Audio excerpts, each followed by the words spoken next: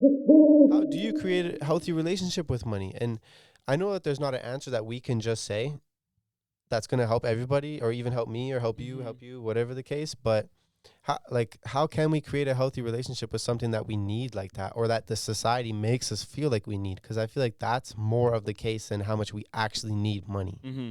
Society makes us feel like we need it a little bit more than we actually need it. Don't get me Yeah, wrong. like how much do we really need? I'm not going out there saying you don't need money, champ. You need money.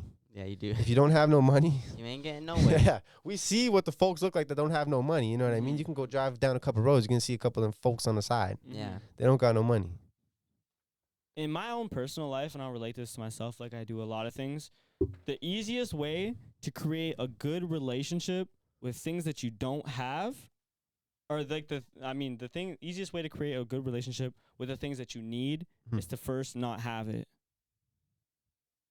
If that makes sense. Yeah. Like people that overeat and are picky eaters, I feel like they're picky eaters because they've never not had food.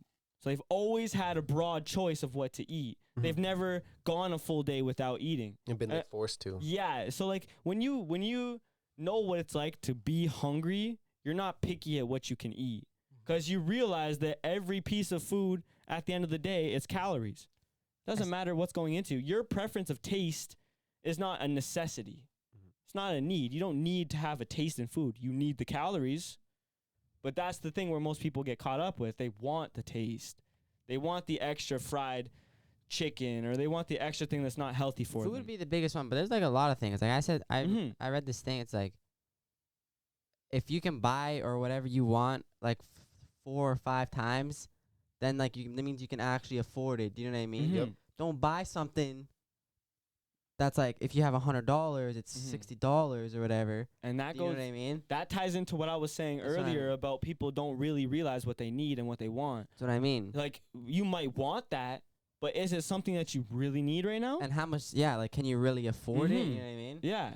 And that's like what I said when a lot of people debt, it's into the things that they don't need. Like obviously there are some things that you need to have debt for Yeah, that you good do debt. need, Here's good debt. like a roof over your house. Say you need food that week and you need to go into debt for it. That's something that you need. That's not something that you can really change. A car, obviously for most people that don't already have a car, you need a car. But the difference between a need and a want is you want that expensive car. Yeah, that's true. You need a car that can get you from point to A to B, but you don't want to drive a rust bucket that'll get you from point A to B. There's You definitely need a levels. house, obviously, but you don't want to go get that 1-bedroom apartment that might be Yeah. $500 cheaper a month. Little gangster. Sure, you have no room. Sure, it might not be in the best area, but that's a need. No, A I know what you're want saying. would to be go get a house that you can't afford, get all of that debt that you might not necessarily be able to pay off, depending on what your working circumstances are. Definitely. Right? Like there's many different things between a need and a want that a lot of people don't make the connection. And we see it time and time again, even with people who are less fortunate with money, right? When they come either to this country or to a country where they can make more money or even just a better job, whatever the case, money comes to them. They're way more grateful. Like I could name 5 or 6 guys that I have seen in my life, maybe I've worked with or whatever the case. They're way more grateful for the amount of money that they're making, and maybe it's the same amount that I'm making, but they're so grateful for it. And I'm looking at it like, yo, this is pennies. Yeah. And that brings me back to my other point that I was saying earlier. I think the easiest way to develop a good relationship with something you need is to first not have it. Yeah. You appreciate it more. You're not as Definitely. picky when you get it. And to a certain extent, if you grow up with no money, you learn how to live with no money. Your buying choices are better. Yeah. You're more frugal with where you put your cash and where you put your time. Oh, yeah, for sure. Yeah, I'm kind of Definitely. I wish I like obviously I don't make no crazy money, but like from the stream and stuff, I wish I didn't make none of that. 'Cause I just spent so much of it. I missed it all, you know what I mean? It's Yeah. gone. Like, I'm not saying every single dime is gone, but like from what I've got a lot. And see, that's an unhealthy relationship Yes. between the wants That's what and the I'm saying, needs. It's unhealthy as hell.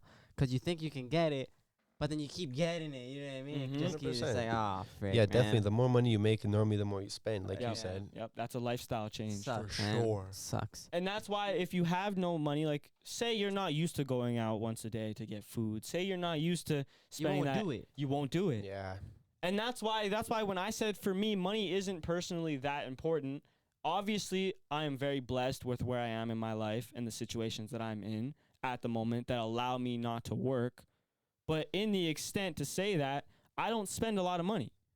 I know that I'm not working. I know that I'm not making cash. So my life is according. Like, I sort my life accordingly. I've been able to live the last year with no job because I only spend the $60 on my phone bill. I don't go out every single day. But you would not be able to live by yourself right now, pay for everything. Obviously not right now, but if I realized that I needed to live by myself, obviously I would have to get a full-time job. But in saying that, I would still live the same way. I would only spend the necessities of what I need. Yeah. And maybe, obviously, I'm not saying don't have fun. Go have fun. If you want to spend the extra cash, have fun. But realize that you having fun does limit your options later in the future. For sure. And how much fun is that? Like, how far is that fun going to go for you? If the fun is the only way that you are truly happy, you need that little bit of relief. You need that. Say you have a gym membership that costs money and that improves your life, then that might be a need for you. You got, but sure. You know what I'm saying? You have to realize what your needs are specifically.